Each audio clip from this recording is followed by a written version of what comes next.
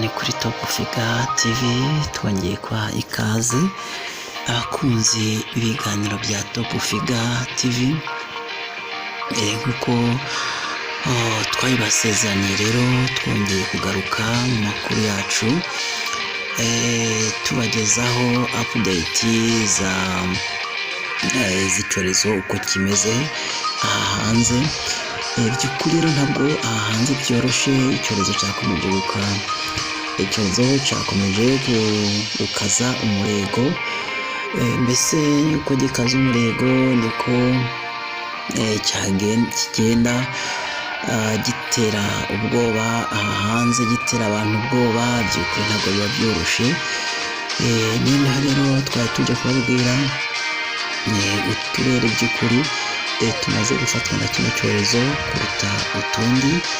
Mu turere 30 tugize igihugu cy'u Rwanda, akarere kaza ubwa mbere mu gufatwa na Marburg n'akarere ka Gasabo. By'ukuri birumvikana n'akarere kari mu mujyi wa Kigali.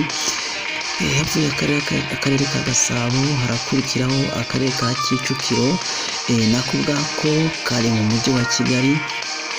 Havuye akarere ka Kicukiro harakurikira akarere ka Kamonyi. By'ukuri ako karere ka Kamonyi rero nako kari hirya gato y'umujyi wa Kigali.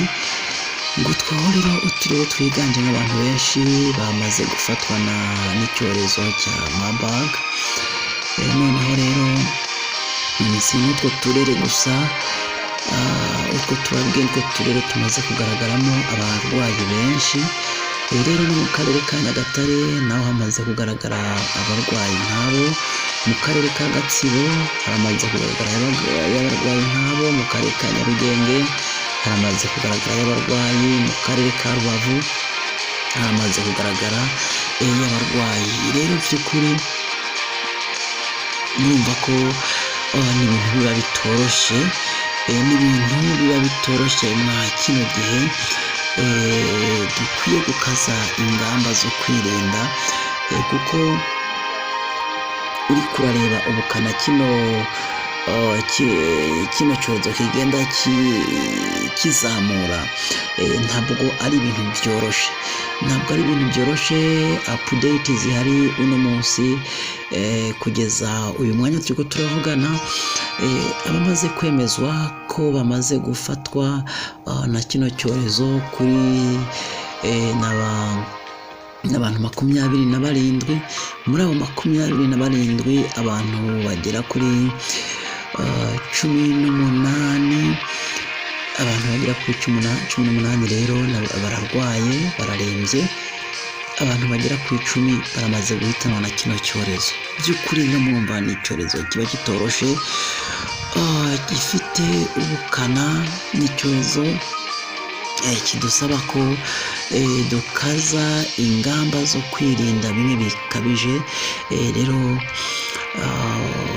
tugusaba gukanda subscribe niba utarakanda subscribe kuri channel yacu, kuko amakuru agenda anyura kuri ino channel agende akugeraho ku mwanya. Noneho rero reka tudufashemo akaruhuko gake, tugaruke tukubwira uko ibintu byifashe mu gihugu cyose, uko ibintu byifashe, uko abantu bamwe bagiye bivuga, uko imishinga imwe mpuzamahanga ikorera mu Rwanda ingamba yamaze gufata, n'izindi ngamba nshya za leta zishobora kutugeraho ku mwanya wose. Nabyo tugiye kubikugezaho, tugusaba kandi gukomeza ukurikira ibiganiro bya Top Figure TV. By'ukuri rero inyuma ya kano karuhuko gake reka dukomeze.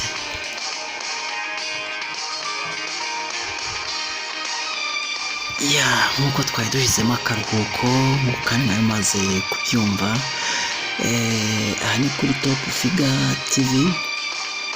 By'ukuri rero abakunzi b'ibiganiro bya Top Figure TV n'ubu turacyari hano ku bwanyu, tugenda tubatohereza amakuru, tubabwira uko ibintu bimeze.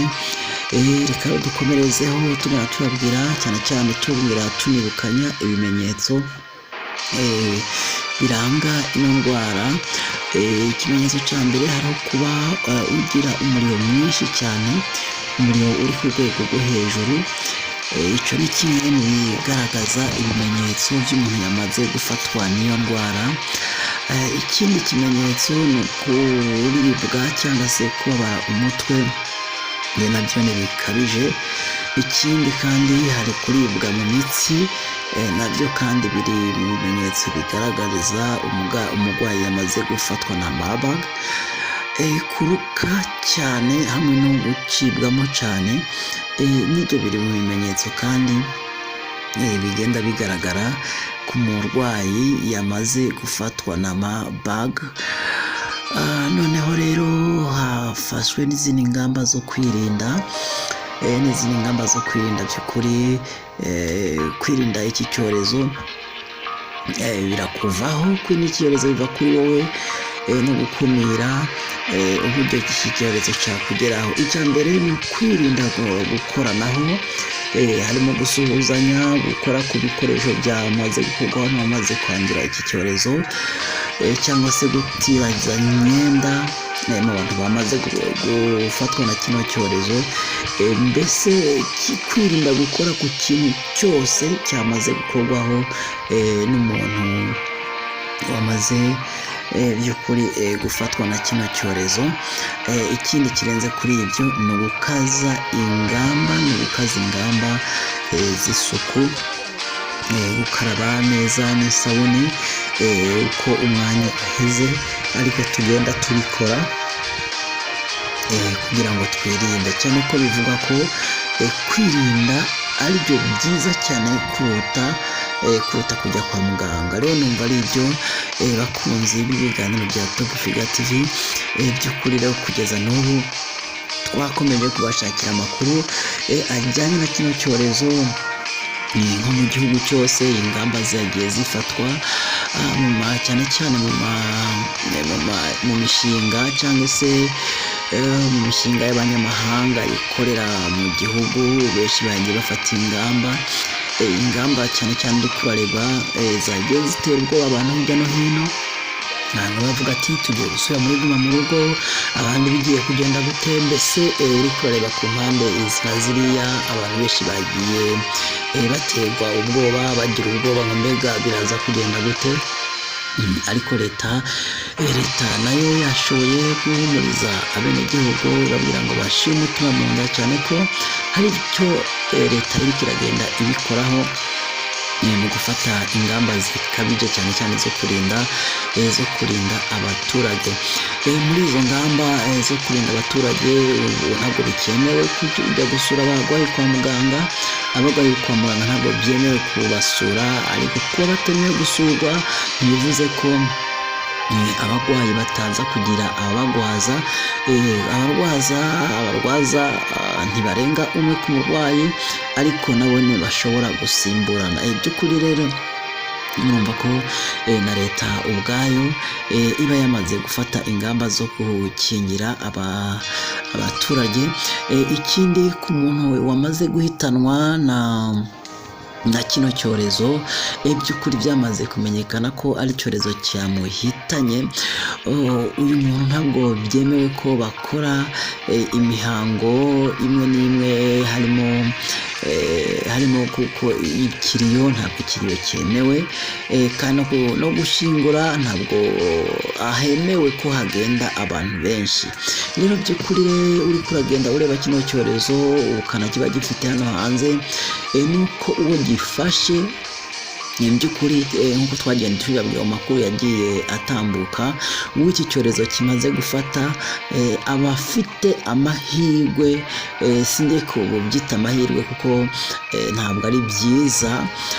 Iyo iki cyorezo kigufashe by'ukuri amahirwe 70% nuko utitaweho, bigaragara cyitawe bifatika, nuko iki cyorezo cyaguhitana.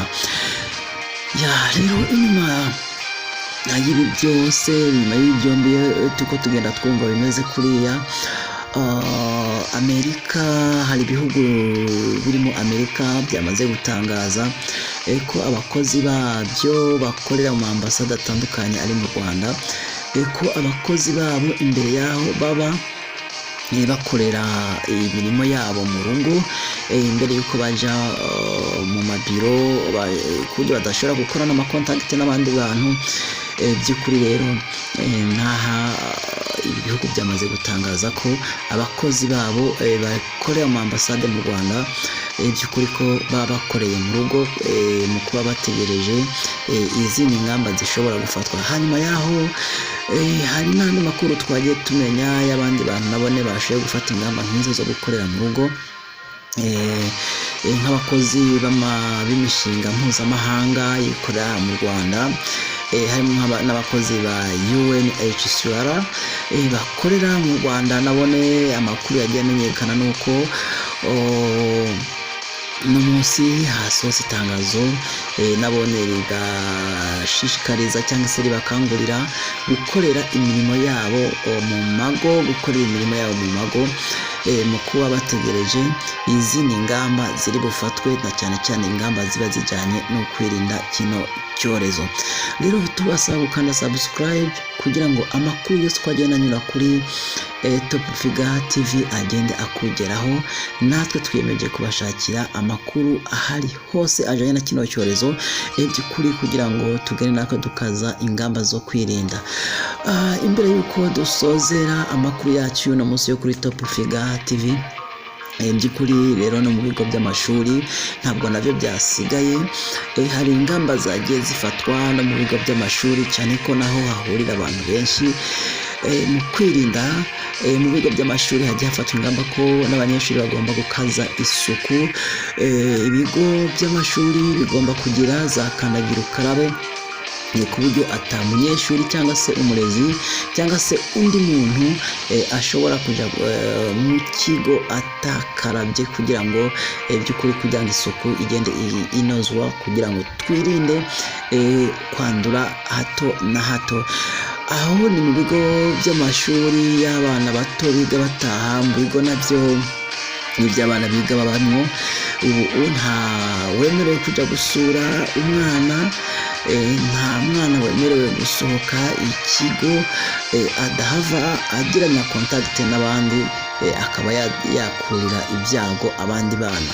Rero ngaho nguko bakunze ibiganiro bya Top Figure TV, turakomeza tubashakira amakuru ajyanye na kino cyorezo kugira ngo by'ukuri rero dukomeze dukabya ingamba zo kwirinda kino cyorezo. Rero n'umuntu tungatubwira ngo niba ari ubwa mbere ugeze kuri no channel ya Top Figure TV, tugusaba gukanda subscribe kugira ngo ukomeze kubana natwe. Murakoze cyane, mwakoze no kudukurikira. Naho mukanya tubazanira izindi update z'uko ibintu